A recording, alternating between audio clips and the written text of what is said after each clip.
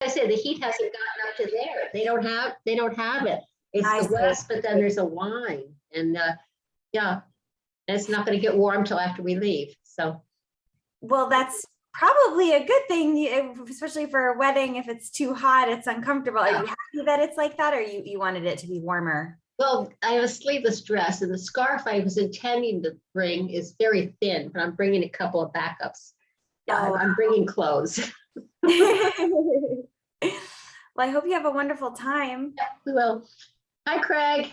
Hi, Craig. I'm driving again. Sorry, it's hard to No. split my time between all these places. Mm-hmm. Don't be sorry at Where- all. I'm the one who's sorry. Where's the wedding? I don't know where Tula is. I actually had never heard back from her regarding whether. Ooh, are you there? Yep, sort of. I haven't seen her recently. Yes, she hadn't gotten back to me when because last Tuesday as I had tried to reschedule the meeting because I was going to, as I said, I was going to a wedding and I wasn't sure what time I was flying, and it turned out that I was flying exactly when we would have had a meeting. And she never accepted the meeting and I never heard from her. So I'm not sure. I had emails from her saying when it was originally when we were trying to schedule for the May meeting, but I'm not sure for this one. And what do we have enough people? I mean, we can still have, I'm going to do a truncated version because obviously I've kept you all really long, but can I still, and I'll take the minutes obviously for this one. But can I still hold it? I mean, we're three, that's a quorum, right? It'll be brief because there are only three of us, but yeah, you can update us on everything. Okay. So I'll call to order the Sustainability Committee Zoom special meeting of June 14th, 2022. We're starting at 7:36 because of my network issues. Alexis Khan present. Pat Turner present. Greg Pasulo present. Okay. So do we, I don't know if you have any comments on the draft minutes from the May 19th meeting. I have them up. I can give us a minute to scroll through unless you've already read them and know. I make a motion to accept them as presented. Seconded. Okay, great. We approve the minutes from, oh, sorry, go ahead. No, just I said aye. Oh, aye. Okay, approved. On to the next thing. So yeah, Craig and I were both away this weekend, so not able to again, another farmers market couldn't participate. I know Pat and I think, I don't know if you had gotten my email, but I don't know if you ended up giving out any brochures about the pollinator pathways at the farmers market on Sunday. I'm not sure. I mean, she had them. They were, I believe some of them, yeah, I believe I got back less than I started with, so. Oh, okay. But I was only there briefly. I was not there. Okay. So the next farmers market, is it August. Oh, it's August. I think there's one. Is there one July 10th? I was just looking. Oh, is there? I didn't think there was. I pulled that up okay. somewhere. We could verify maybe. that, but I think July 10th.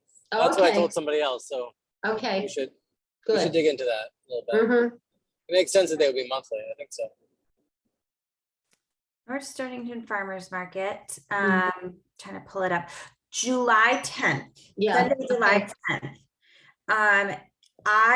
As far as I know, I don't have any trips planned then, so I should be around. So I would be happy to have a, kind of spearhead a booth, just for sort of, I think as we discussed, we can't sell anything. Sorry, no, we can't give anything out for free. but, you know, so I guess it would be more of an informational, Yeah. you know, if we want to, yeah, just have like meet and greet kind of thing. So we wouldn't have anything, because I was originally thinking we could lure people in, but I remember, I think we're not allowed to do that. So it would just be sort of informational. Okay. So I can get, I have a tent, and I can touch base with Laura to see what else we would need in terms of getting, I guess Laura and Brett actually, in terms of getting like a presence at the North Stonington Farmers Market. Any other ideas in terms of what we should do? Besides just like have conversations, I can have sort of little like, almost like little flyers maybe with a little bit of information about us. And then that QR code that I created that goes to the Sustainable North Stonington page, the same QR code that was used on the signs for the trash pickup. So maybe it's just like, then they can take it and then have, you know, the website or the QR code to access the website to learn more about us or something. I think that's great. I mean, really, it's going to be, you know, people in town who are interested in, you know, broadly speaking, that sort of thing, and a great opportunity just to connect and have some conversations. And I think that's a really, especially our first one, just a great place to start. Okay, so I will contact them to see what next steps are in terms of getting participation, and if anybody wants to join for like little windows and to kind of, you know, beef out our effort. Feel free to let me know if you'd like to join for that. I definitely will. I'll be in town. I'll have friends visiting from out of town. We'll definitely go, and I'll definitely hang out for a little bit, dependent on, you know, all the things. So I'm not going to commit to a window, but I'm going to commit to being there for some time. That sounds good. I think that when people look at sustainable North Stonington or Connecticut, they're only looking at the environmental issues. They don't realize how broad it is. And oh, I'm sorry, I had a whole bunch of things I was going to mention, because there was a show on the radio just the other day that was really covering a whole lot of that kind of things, the things that keep people in town, not just housing, not just arts. And I now, you know, I didn't take notes, so I forget the whole thing. But there's so much more to it that people are, even people that are aware of the sustainable, they're not aware of how broad it is. Right. What keeps people, well, like the farmers market, what keeps people in town, what keeps it vibrant, what's necessary to keep a town alive. There's a lot there. So yeah, vibrancy, that's a good word. That's a really good point. Maybe I'll make sure to include on the brochures, and what I'll do is I'll send you a copy before I print, you know, the brochures, to see if you guys have any ideas for, you know, oh, let's include this or don't include this or whatever.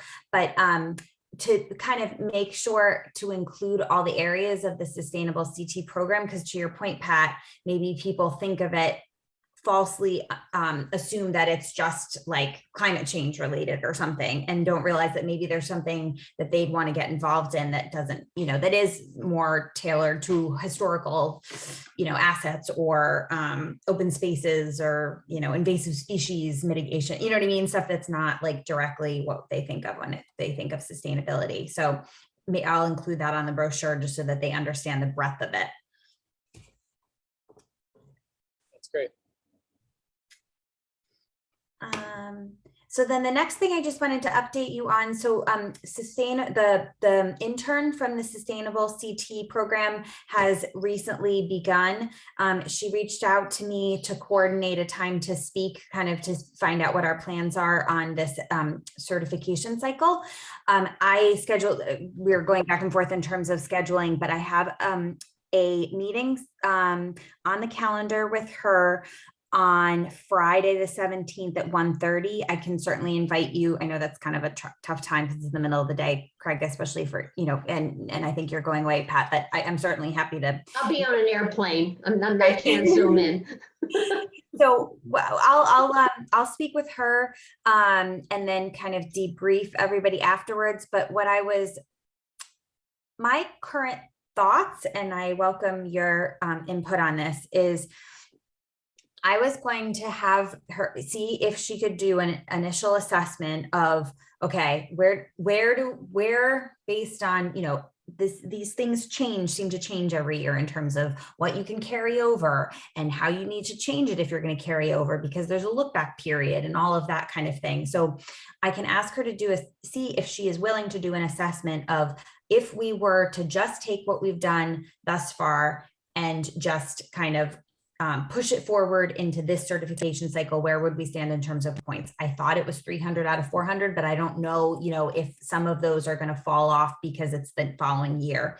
And then to see if, like, things that we've done so far, like pollinator pathways, all the progress that has been made on that, the arts and culture initiative that Laura's done a lot of work on, things that we've already done in the past year, maybe the Earth Day cleanup or things of that nature, where would we be if we didn't do anything else, as of now, and report back to this committee on where we stand, and see if we want to take, I guess, a little bit of my reservation, and we've talked about this before, about spending a lot of effort on trying to get to silver, and really like trying to fit a square peg in a round hole a little bit in some things, when I still feel like we're kind of trying to find that, big thing to kind of all work on. And I wouldn't want to take away from actually landing on something meaningful just because we're trying to get the certification. That's just kind of where my opinion is, but I'm certainly open to your thoughts and ideas too. I'd say that I concur. I agree with that, especially since we get an extra year, right? It's a 2-year process. So we hold steady if we don't do anything. Yes. So we don't really have the resources. And I think you're right that our time is better spent on finding something that lands well locally and just sort of growing what we're trying to do here. Right. So, yeah, you're right. Okay. So I'll see where we land if she can do that exercise, and I'll report back and see, how we feel. But I guess I just, as I said, like, even the fact that we held a farmer's market as a town, it's not something the sustainability committee did, but just as obviously this is all encompassing for the town, that might give us enough points where, hey, we're so close, might as well go for silver. But I just feel like it's a lot of work when I'm still feeling like I want to actually spend the work on doing something rather than just applying for a program that again, to your point, like, we're going to keep the bronze. It's not like we're going to lose it. It's just a matter of whether we get to silver, and maybe we'd be much better positioned next year, for example, to get silver or something, so just my initial thoughts. On that note, the next thing, the North Stonington Ag Fair. So I got a little bit of bad news on this, although I'm trying to have a positive attitude about it. So I kind of good news, bad news.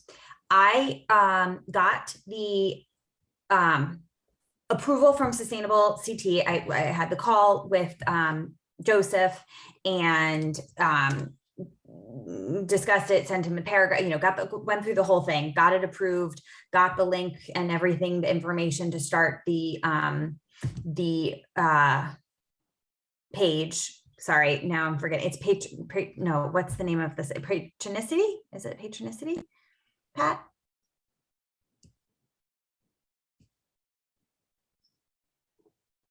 Yeah, Patronicity. Right, I was forgetting the name of it. So I got everything all ready to go on that side. He had said that his recommendation, because I was honest about the timing factor, and we're starting this, but the ag fair is coming up really soon in July. Right. How does that work? And he was saying that the best, like in his experience, it's actually best to run the campaigns during the actual ag fair, because that's when you're kind of promoting it and talking about it to people. And so when you leave the campaign open through the actual event, that's when you end up getting like a lot of good fundraising.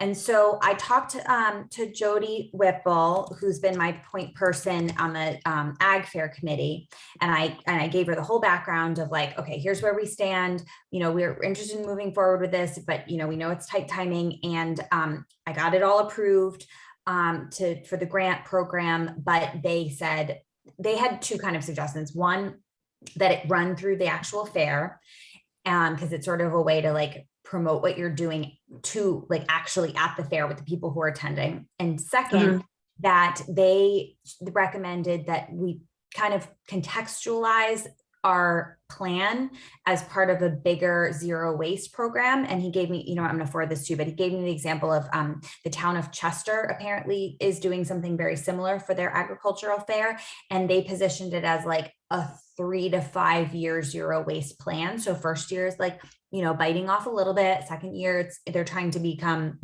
essentially to the point where like everything is compostable and not, you know, not, there's no waste. And so I talked to Jody about all of that. She had a meeting up very soon thereafter with the agricultural fair committee. And she reported back right afterwards that they were worried about the timing, because I was saying, well, I'll just like put it on, you know, my own credit card or something like that, and then try to have the grant, if it runs afterwards, to reimburse me. Yeah. And I guess they were worried about cutting it close, you know, to get everything ordered. They feel more comfortable, you know, they had gone through a certain vendor last year and gotten certain products. So I guess they were a little bit tentative about the fact that we were kind of changing the products and the vendor and things like that, because obviously I can't buy the sustainable stuff from their current vendor. And the other thing they were saying was because because all we were going to do was, you know, we weren't tackling like because I had, as you may remember, I had contacted a couple different composting companies and gotten quotes for what it would be, you know, and I think we've talked about it. It was going to be like a really quite comprehensive thing to direct people on where to put the compostable stuff and then have the composting company come and pick it up. It was going to be very expensive. And they were, apparently the committee was, you know, there's kind of like a divide on the committee that some people were into going green, but some people were saying like, well, all the trash goes into the dumpster and taken to Preston where it's all just burned. So like, you know, this is not really going to do anything. So I guess they were all kind of at this juncture, not really on board. And she was thinking, what they did agree to was the committee is on board for offering our committee a no-cost presence at the fair to promote and fundraise. So we can still be there, have like a booth, fundraise for, if we want to start the campaign, basically have it be like, and what I would need approval for from Joseph and Sustainable CT is how long can we have this fundraiser open? Like, or how long would we have to spend the money? So let's say we raise in this year's, during the window of the Ag Fair, raise on Patronicity. And then it's not until purchasing products or, you know, the composting system, let's say for next year's Ag Fair, are we allowed to do that, you know, in terms of holding on to the money and when we spend the money and everything. So I'll need to clarify that with Joseph. But I talked to him about that. Because the library thing is on hold. I asked him that our finishing date supposedly is the end of July, and because, I mean, you could post it at a later date, but ours is posted. That's what we initially said. Do we have to spend all the money because one of our major segments will be in the fall or the spring? And he said that you don't have to spend all the money right away. So we are not going to spend all of the pollinator pathway money right away. And, you know, I did talk to him about that. Okay.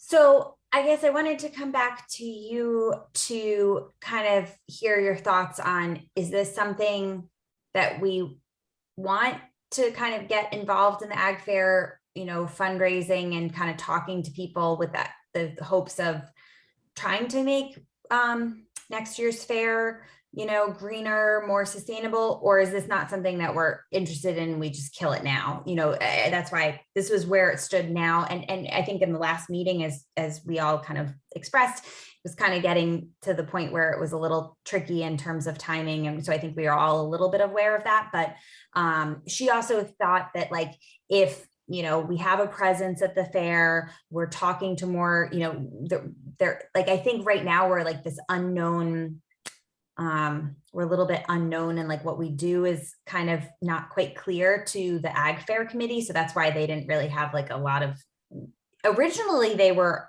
about it, but I guess now they came back and were kind of a little bit less enthusiastic. So I don't know why there was the change of heart, because I've been working with Jody this whole time and she's been pretty, you know, receptive, and the committee's been receptive, but I guess at this time, this particular meeting, they weren't as receptive. So just, I'll solicit your thoughts on what you want to do about this. So I have to admit that I haven't been to the Ag Fair, so Oops, We lost you. you're out of range. lacking the context, but are there other groups doing similar table? Groups How doing about now? similar tables. It's always this time.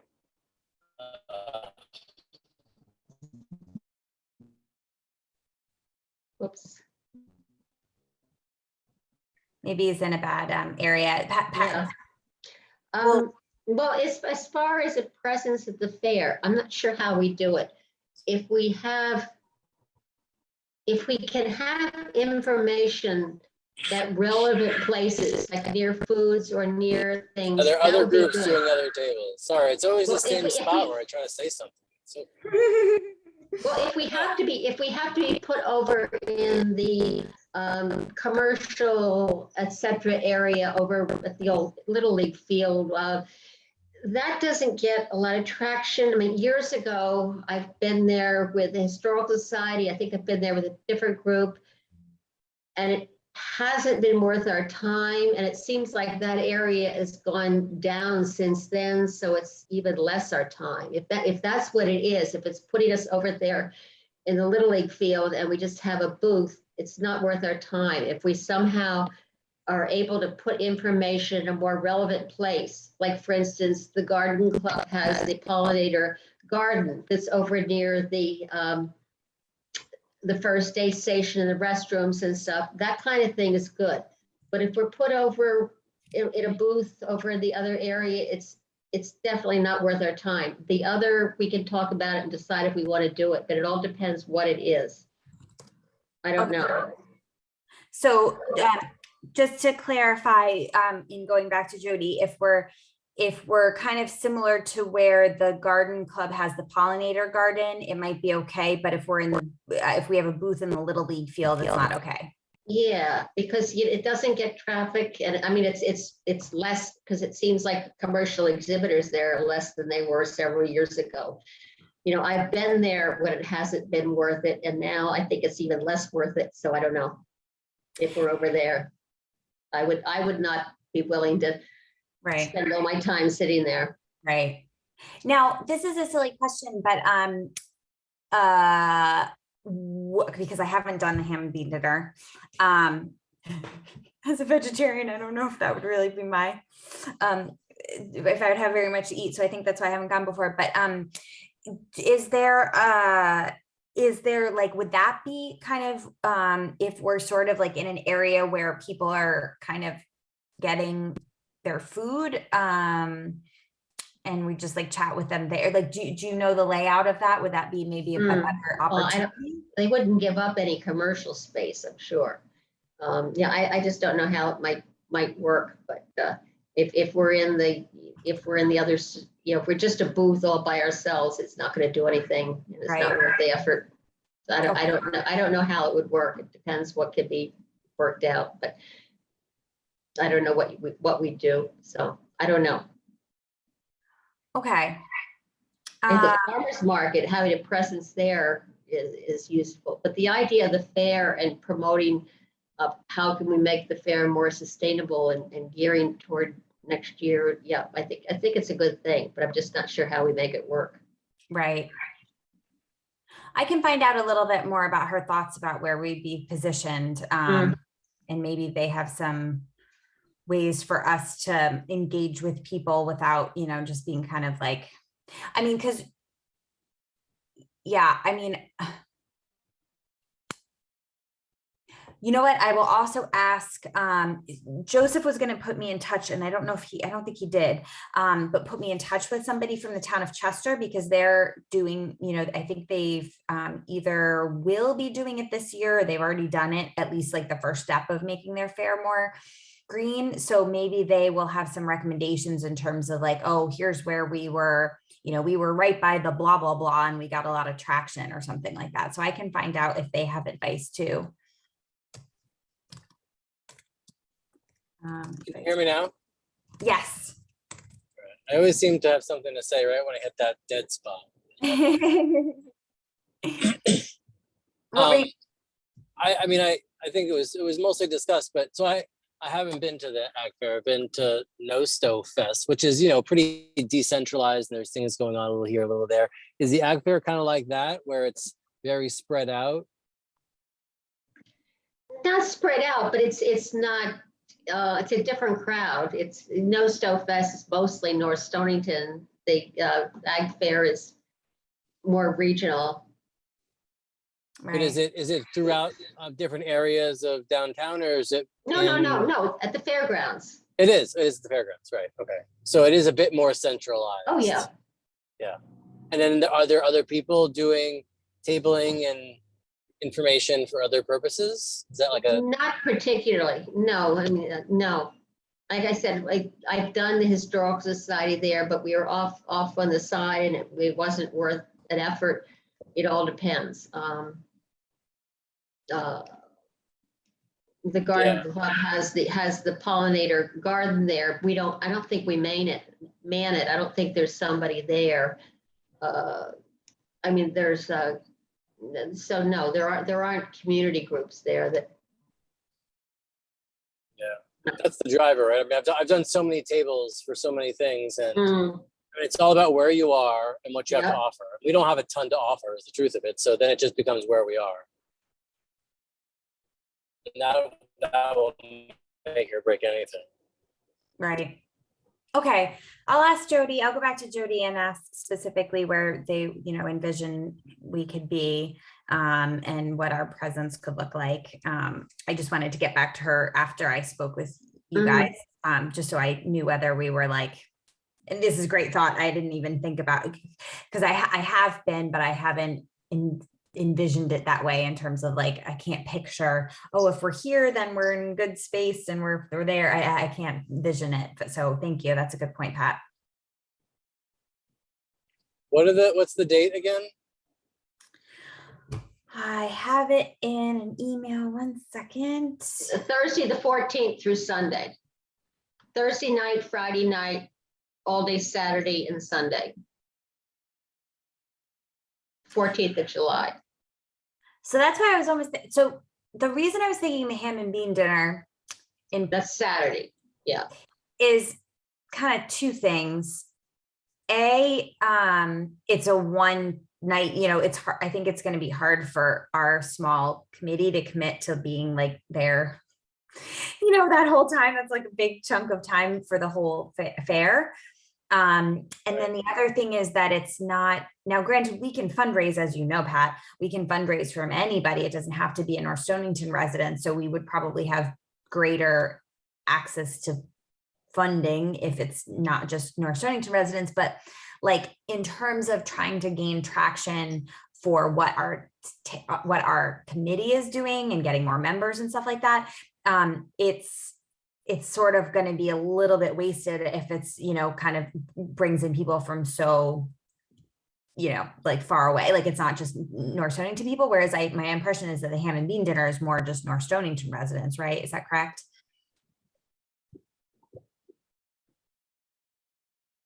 Yeah. Yeah. No, I think focusing on the dinner Saturday is the best. Okay. Okay.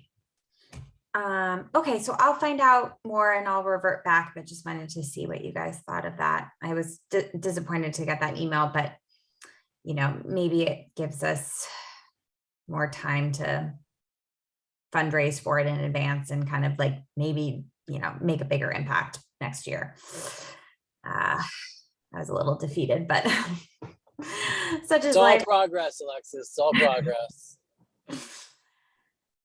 So then the next thing I was feeling very defeated with that. And then I felt a little bit better because I had a call with the woman, Emma, and gosh, sorry, I do have her last name. She's the one that Laura referenced in the last committee. She's the farmer that did Emma Sutphin. She did the no-till farming thing at the library for, so I talked to her about, kind of like the broader, how we can be, that's great. And that's so wonderful that she did that. I'm thrilled. But kind of, obviously there's more of an impact if we can get like the other North Stonington, like larger farmers doing no-till farming. And she had a lot of really great information that she sent me and some kind of people in particular. I'll send you these links. One's like a YouTube video and she said like, it's this guy who was like a traditional farmer, commercial farmer, like 40,000 acres, who was just a very traditional, like regular way of corn and soy farming for years and years and years. And now he has these, so here's the text. 20 years later, he has a highly successful 5,000 acre ranch with crop yields 20 to 25% higher than the average yields in his county. So the point that she was making was that these resources that she can put us in touch with, like some of them are kind of local one guys in Massachusetts, and she thinks that he would be willing to like talk to farmers, that they could be accessible for like our efforts. But the point that she was making was that they actually like yield more as a result of this way of no-till farming. So the point of just like, you should do it for the environment, like that's not the case that they make. I mean, obviously that's a added benefit. But she was really enthusiastic, and this is like a real area of interest for her and like a cause for her. So she was very happy to, kind of like link us with all these people and get involved. She sounds like she has interest in joining our committee right now because like of just sort of the circumstances of farming in the summer. She said like her days are really long, so she didn't really want to commit to, being part of the committee, but she was like very, very enthusiastic about, joining when she's available, almost like Laura, how she kind of like joins when she has a free time. And if we are interested in kind of pursuing this further as like because that was, if you recall, one of the recommendations of that Great Plains Institute analysis, or the feedback about what we can do for our town that would really potentially make an impact. And so that was a direct sort of advice from that assessment. And this is like her bread and butter, and she was super enthusiastic about it and thinks like that there's a way to kind of position this, especially with her. What I was saying was that we kind of need somebody who, that's why we were talking, Craig, like about Farmer Bree, like somebody who is not going to be like me sitting here saying, you should do no-till farming. And it's like, yeah, what experience do you have with it? You know what I mean? Like, what do you don't really know how it works. So we need someone with some cred. Exactly. So she seems like she'd be really happy to kind of help with this and be that person who's a fellow farmer and, knows a ton about this and knows the right people to kind of like start to work on this. So I just wanted to see if this is something that, we could continue to explore with Emma and see if we can get maybe like a call set up with some of these individuals who are like the subject matter experts, that maybe we could have like a round table or something like that with some of the farmers on some, evening when they have some availability or something, or what your thoughts were on it. Well, how do you delineate the no-till farming that Emma's doing? I've seen one of her presentations. And how do you separate that from the no-till farming where you just spray the whole field with herbicide and then you inject the altered corn and get the corn to grow? And I get the advantages of that, but I just don't buy into the whole thing. That's Yeah. no-till farming also. Right. And I specifically asked her about that because I said, that's what I was told as soon as I brought it up with one of, the farmers in town. That's what they said they did.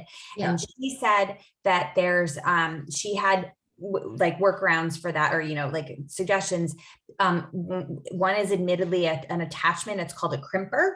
And she said it actually, it's like all in one. It's sort of like, is almost like a roller with these, but it doesn't actually, turn up the ground, but it's a roller with like this little, like crimping the, I have to see this in person. Maybe I'll try to find a YouTube video. I actually haven't looked it up, like what it looks like, but basically it is the attachment for that specific problem. So you're able to get the cover crop out and plant the seed directly into the soil without needing to spray herbicide.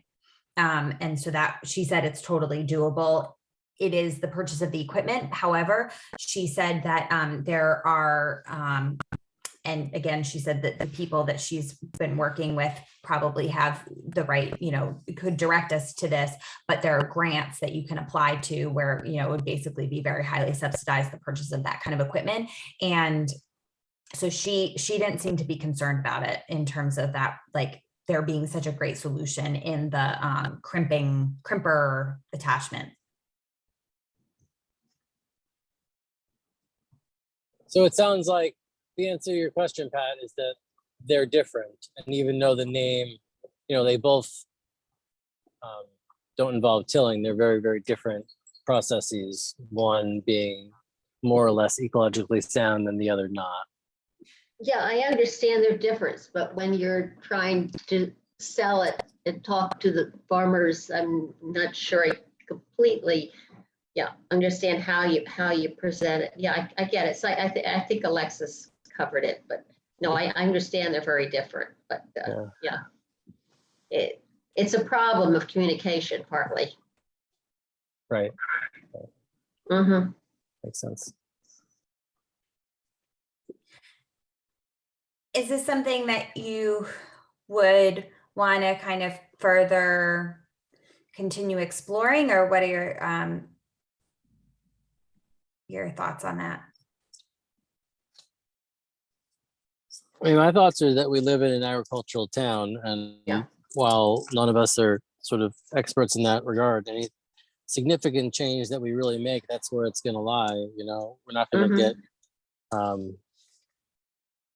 mass transportation and bike lanes, but if we can make some changes in agriculture, then that could be really impactful. So, it's tough because it's none of our expertise, and there is this sort of like cultural divide that exists too. That makes it sort of hard to navigate into that world. But developing relationships with people that can help bridge that, like we're talking about, I think that it's one of the more impactful things we can do as a community. And one of the things I was thinking, like once I get, maybe like the people lined up that could talk about it and really have a solid case through Emma. And I've mentioned this before, and I'm just kind of like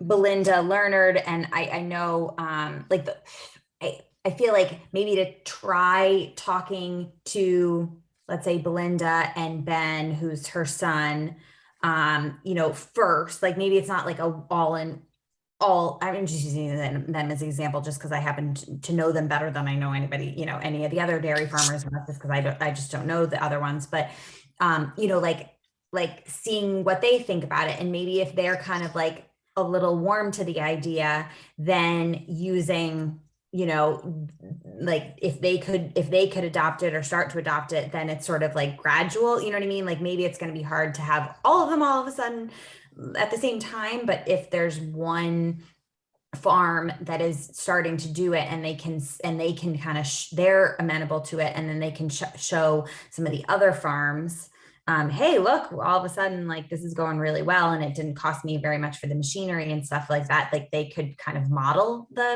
how it's working. Well, that was sort of along the lines of my thought. I mean, we need people ideally on the committee who Right. are natives that grew up here, Right. like Belinda, like Laura. Yeah, we need people. Yeah, we need somebody else on the committee. So I'll invite Emma to the next one. She couldn't make it tonight, but I'll invite her to the next one, and maybe she could, you know, we'll see if she can join. You know, I think she was a little bit like, she was definitely wanting to be involved in this. So I was excited to have some momentum on that. I think it's just going to be a matter of, you know, she might not be able to make every meeting just given farming stuff, but hopefully she can join some of them. Yeah, it's a busy time of year for that kind of work. Mm-hmm. Okay, That so sounds great. Progress. I'll invite her to the next one, and I'll ask her. She sent me a lot of information, but I can say, you know, we'd like to kind of move this a little forward and at least get some contacts from the people that she was mentioning to learn a little bit more. Cool. Good. Especially because, to your point, like what's the grant opportunities for the equipment? Because Pat, like, as you said, like, okay, it's herbicide, or what's the other option? And if the other option is this piece of equipment, is this like $100,000 piece of equipment, or is it like a, you know, $10,000 equipment that they can get totally, you know, I have no idea. Okay. Anything else on no-till farming? That's good. The next thing is I wanted to just bring up the kayak canoe river cleanup again, just because in my my sort of tendency to be like, oh, all of a sudden it's September and we haven't done anything for this yet. I thought I would just make sure to keep it front of mind for any kind of planning that we might want to do for it. I think we had talked about doing it sort of like end of August. Does that time frame still work? Mm-hmm. I was just looking at a calendar. So, and I was looking back. So when we floated the river last time, it was actually the middle of October. It was late, but the water was still high enough to float it comfortably in a canoe, which is good to know because we took the same canoe on the Willimantic River 2 weeks ago, which the water should be much higher. It is much higher, but it's a different river. And we hit some rocks. We flipped the canoe. It was really dramatic. Ooh, oh no. Everybody's okay. Mm-hmm. But that was a good lesson in seemingly benign Connecticut waterways that are maybe more than meets the eye. But anyway, so the point is that the water's still high enough. And I was looking at a calendar. I don't know. I mean, maybe my thought was to wait and push it until September after Labor Day. Summer's over, people are around, kids are back in school. It's going to be a weekend, like summer traffic is gone. So like people on the river means lots of trash on the river. And maybe we wait until like really the close of the season to do that pass. And the weather is still good. I was spitballing, so there's Labor Day. I'm actually gone a little bit, so I was looking at the last weekend in September as a possibility. Saturday the 24th or Sunday the 25th. Maybe a Sunday's a nice day to do that kind of thing. Sunday the 25th? That was my thought. Yeah. Weather should still be good. Sunday the 25th. Okay. Yeah, I have something that Saturday, but not till later in the day. Sunday, September 25th. Okay. And then like approximately what time would you want to do? You want to wait for it to get a little more like midday is probably nice, right? Like I think we did it and it took a couple of hours. So and you're stopping and going slow. So 11 maybe. Okay. And then in terms of, I mean, obviously it is really early to start promoting it now, but any ideas in terms of how to promote it? I mean, I guess we could ask if the town could put it on their Facebook page. Is that the best option? Yeah, town Facebook page, some flyers in different areas around town. Maybe we have committee people throw it up. It goes in the newsletter if one comes out before then. Right. The quarterly. Like it's the sort of thing you probably don't want to be too big. Not that I'm worried about it like going viral or anything, but it's not like the Colorado River or anything. So Right. Okay. So and then depending on, we'd have to get reservation. Like, I mean, people could certainly like do their own thing, and if people know how to float rivers, and they could, put cars in and do the thing, or if people want to come and want to be in a boat. I mean, there's tons of sort of logistical possibilities once we get the ball rolling, just dependent on enthusiasm and interest. So you're saying we should have like a registration, like people should actually like they not just come as you are. It should be like something they reserve in advance. I think having an idea of numbers might be kind of helpful. I mean, I don't think it's like a registration required per se, but getting that idea might be a good idea. Okay. Hopefully.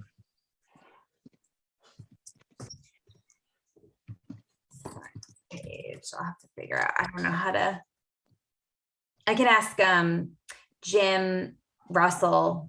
I don't know if they have any sort of like systems where you can have people register. I mean, I would assume they do.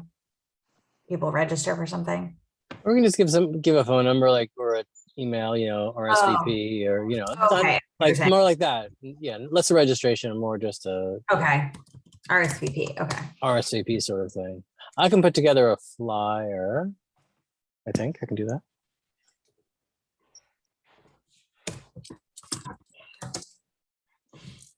Does that time of day and day sound reasonable?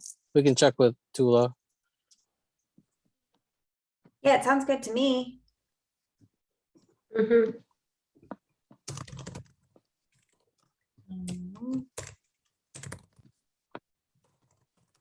Okay, I'm just taking notes on. Okay. All right, that sounds good. So Craig flyer.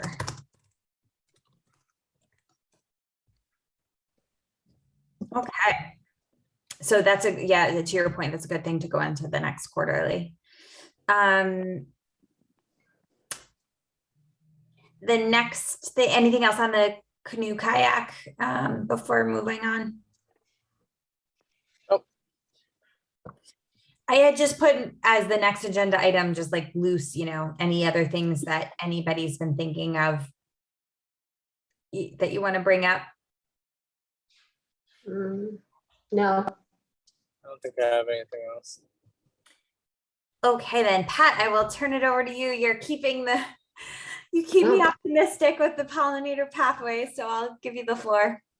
Well, I don't have anything to say besides you. The little garden in the front in the church looks good already. I want to extend it. It goes along a 12-foot board with some other stuff. Then I'm going to extend it another 4 inches when I'm back in town. We had 3 people doing the actual planning there. We had another 3 people augmenting the little triangle at the parking lot with some plants that They're like this, but they will get bigger. There's 6 of them. Honestly, they'll grow. Then we've been in the back of the town green. As far as individuals along the pathway, we have 1, 2, 3, 4, I think 5. Maybe I'm missing somebody, 1 or 6, and a couple others in town that have signs out. The sort of the feature thing, the children's garden at the library is on hold. That's not happening to the fall or the spring. But like I told you, I talked to Joseph and he said that we don't have to spend all the money right away. Right. Right now we have about $250 left in the checking book, so we're in good shape. Great. Then for certain things that are considered community education, I get money from the garden club as well. So we've got funds, and we're plotting. We've got some things, and the pollinator garden up at the fairground is in very good shape. It's doing well, so we're good. Slowly. Oh.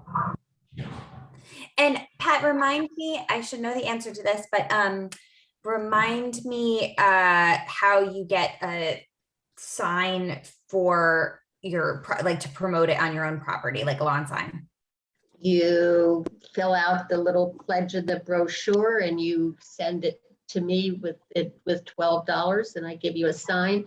I've only got a couple. I got to order more, but they come pretty fast when I do. Okay. I think I have 2. I think I only have 2, but they come. New ones come. Okay, I will put that on my to-do list. So I was just realizing you're making me remember that I got the notice that I need to renew the dog's pound restriction. It's been chaotic. I just completely forgot about that. Okay, I'm glad you're reminding me that. Uh-huh. Okay, pollinator pathways. Okay, Craig, any questions or anything on that? No. Um, Oh, I think we lost him.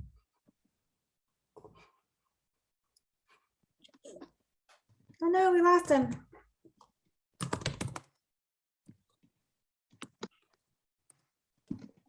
Oh, you're back.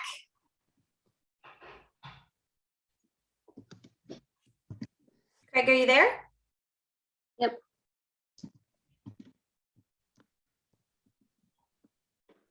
Craig, are you there? Not really.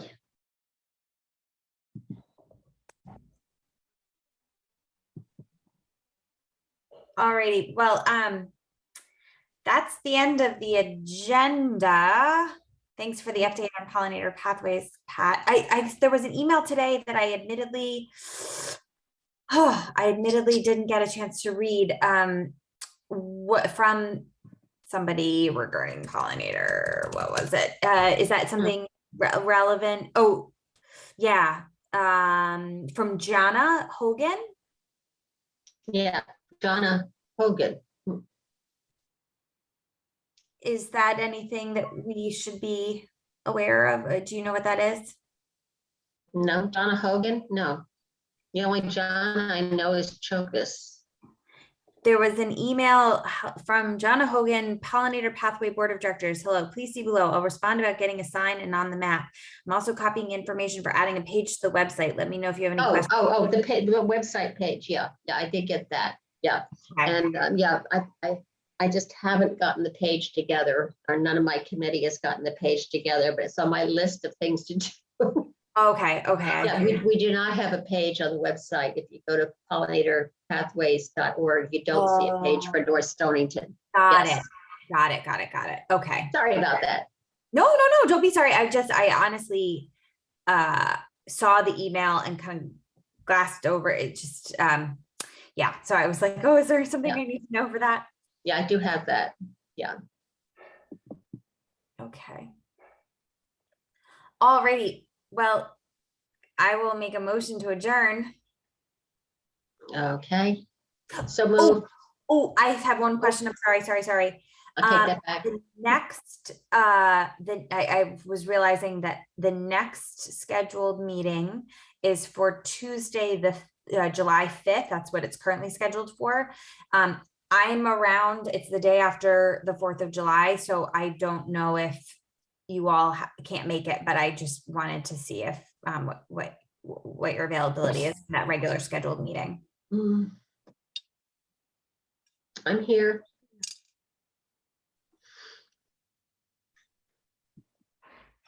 Craig, are you around? The 5th. I think I'm around. Yeah, I'm around. Okay. Yes. All right, so we'll keep it, and hopefully Tula will be able to make it. And now, Craig, sorry, I think we lost you. Did you have anything that you wanted to add before we adjourn? No, that sounds good. I think we're moving the ball along, right? So we're gonna gather steam here one of these days soon. Doing good. Appreciate all your efforts, Alexis. I feel just like I'm trying to land on something. We will. All right. Well, thank you very much for your time and for being so patient with my network issues. And I will see you on the 5th. All right. Have a good night. Take care, everybody. Thank Bye. you. Bye. Have a great time at the wedding, Pat. I will. Thank you. Bye.